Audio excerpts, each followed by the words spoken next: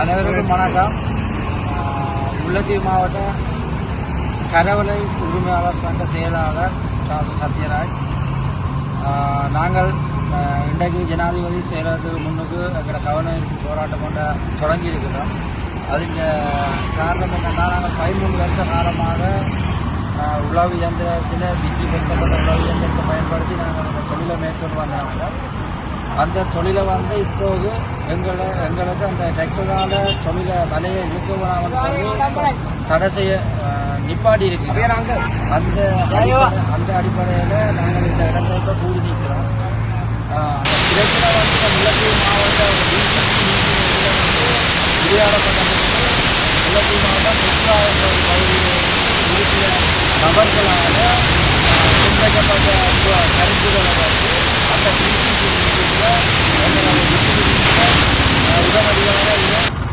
இந்த வருஷத்தோடு இதை நாங்கள் தடை செய்கிறோம்னு சொல்லி இதை நிப்பாட்டிட்டு அவர் போயிட்டார். ஆனால் அது எங்களுக்கு சரியான ஒரு பாதகமான ஒரு முடிவாக தான் எங்களுக்கு இருக்குது. ஏனென்னா, இன்றைக்கு நாங்கள் முல்லைத்தீவு மாவட்டத்தில் இருந்து வந்து நாலு நாள் இந்த 4ஆம் நாளும் ஒழுங்கான எங்களோட ஒரு சாப்பாடு இல்லை, ஒரு குளிப்பு முழுக்கு இல்லை, ஒரு டாய்லெட் போகிறதுக்கு சரியான ஒரு கஷ்டத்தின் மத்தியில் இந்த ரோட்டு ஓரத்திலேயே எங்களோட வாழ்க்கையை நாங்கள் கழித்து கொண்டிருக்கிறோம். ஏனென்றால் எங்களுக்கு மனித வலுவை கொண்டு இந்த தொழிலை செய்ய இயலாத ஒரு சூழ்நிலையெல்லாம் நாங்கள் இப்போ இருக்கிறோம்.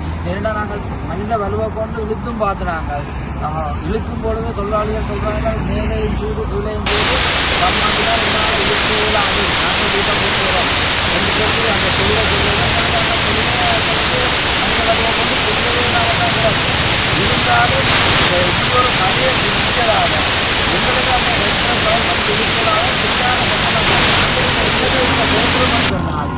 இதில் கௌரவ ஜனாதிபதி அவர்களுக்கு எங்கள் சம்பந்தமான எங்களோட பிரச்சனை இதுவரைக்கும் அவற்றை காதுக்கு போகவில்லை என்பதுதான் எங்களுடைய நோக்கம்.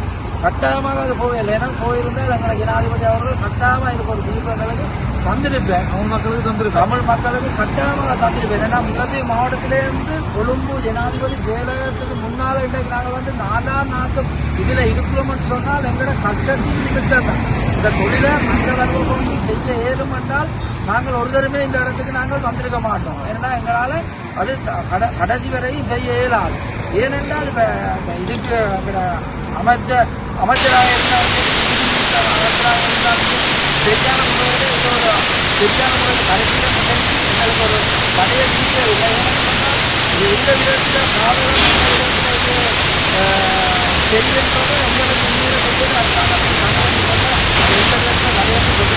தெரியாத ஒரு கட்டத்தில் நாங்கள் நிற்கிறோம்.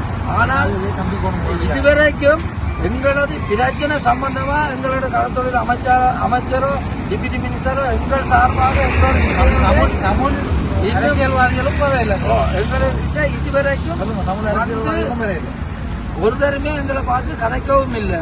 எந்த ஒரு தமிழ் அரசியல்வாதிகளா இருந்தாலும் சரி, எங்களை ஏன் இருக்கிறீர்கள், என்ன செய்கிறீர்கள் என்று கதைக்கவும் இல்லை. ஒரு பாராளுமன்றத்தில் முல்லைத்தீவு மாவட்ட எம்பி ஒரு ஆள், தமிழ் தேசிய கூட்டமைப்பின் ரவிகரன் எம்பி ஒரு ஆள், அதுல தமிழ்ல கதைச்சிருக்கிற பாராளுமன்றத்தில் கரவலை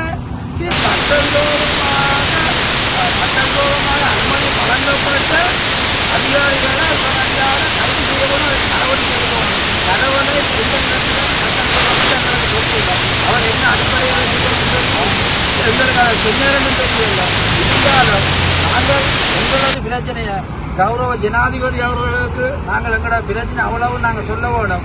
நாங்கள் ஜனாதிபதியை சந்தித்து எங்களுடைய பிரச்சனையை நாங்கள் சொன்னால் ஒருபோதுமே ஜனாதிபதி எங்களது பிரச்சனையை மறுக்க மாட்டார். ஏனென்றால் இந்த இப்ப வளர்ந்து வந்த நவீன காலத்தில் எங்களால் மனித வலுவை கொண்டுதான் பழைய முறையில செய்ய சொல்லினோம். டிஜிட்ட போய் கதைச்செடுத்த டிஜி சொல்றார், கரவலையாண்டா 1984ஆம் ஆண்டு அமைக்கப்பட்ட சட்டத்தில் ஒரு பக்கம் ஒரு குழுவினரும் இன்னொரு பக்கம் இன்னொரு குழுவினரும் சேர்ந்து இழுத்தெடுங்க.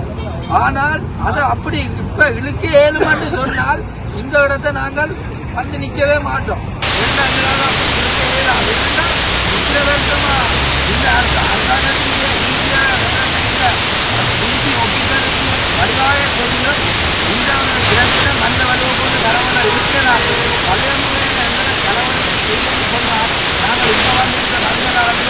நாங்கள் அதை செய்கிறோம்.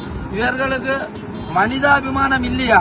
இந்த நாடியால பூட்டி பட்டியை போட்டு மாடு மாறி என்று சொன்னால் நாங்கள் மனுஷர் இல்லையா?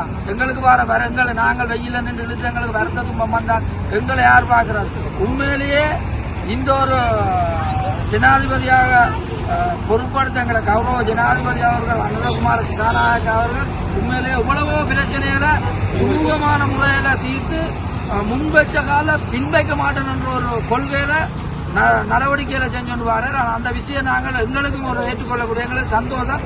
ஏன்னா இன்றைக்கு களவெடுக்கிறதோ கொள்ளையோ எந்த ஒரு கஞ்சாவோ குடுவோ எந்த ஒரு பிரச்சனையுமே இந்த நாட்டில் இல்லாமல் இல்லாத ஒரு நிலைமைக்கு இந்த நாடு வந்து கொண்டிருக்கிறது. அதே பொறுத்தளவில் அதற்கோடு மீனவர்களுக்கு நானும் கணவனை கணவனை தொழில் மீனவர்கள் சமுதாயம் ரெண்டுக்கும் அந்த பிரச்சனையை இன்ஸ்பெக்டர் அமைச்சர் ஏசி அவர்களாக்கு நாங்கள் என்னென்ன விதத்தில் தெரியப்படுத்தணுமோ அவ்வளவு விஷயத்திலே தெரியப்படுத்தி எங்களுக்கு எந்த ஒரு தீர்வுமே அவைகளால் தரையில்லை.